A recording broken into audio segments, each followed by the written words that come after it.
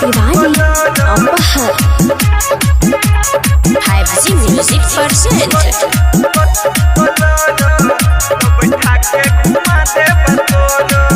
लोग घूमै छै टाटा सफारी पर कहिया एतै हो हमरा दुआरी पर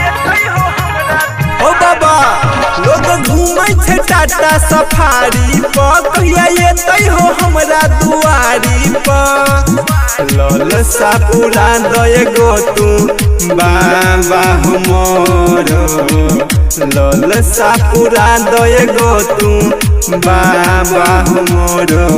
कहिया लोले बाबा बोलोरो तो बैठा के घुमा दे बतोरो जहिया लोले बाबा बोलोरो तो बैठा के घुमा दे बतोरो जहिया लोले बाबा बोलोरो तो बैठा के घुमा दे बतोरो। Singing by जीवत सिंह डीजे अमित तिवारी अपहर कि फूल मंगाई के सजब पंडाल हो कि पंडित बजाई के पूजब सब साल हो कि फूल मंगाई के सजब पंडाल हो कि पंडित बजाई के पूजब सब साल हो बैसी आसन लगाई के दवाई देव गोरो बैसी आसन लगाई के दवाई देव गोरो जहिया लोले बाबा बोलोरो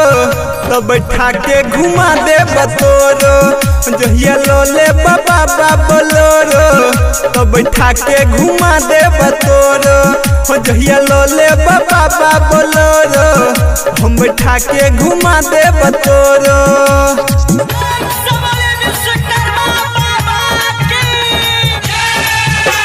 डीजे अमित तिवारी अपहर कि तोरे कृपा से हो उड़त प्लेन छे कि बस ट्रक ट्रेन सब तोरे देन छे कि तोरे कृपा से हो उड़त प्लेन छे कि बस ट्रक ट्रेन सब तोरे देन छे राइटर मुकेश रवि का होइ छ हाथ जोड़ो गायक जीव सिंह का होइ छ हाथ जोड़ो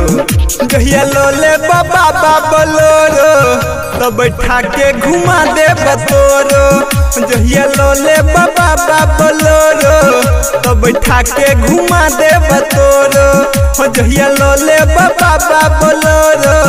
तो बैठा के घुमा दे बतोरो।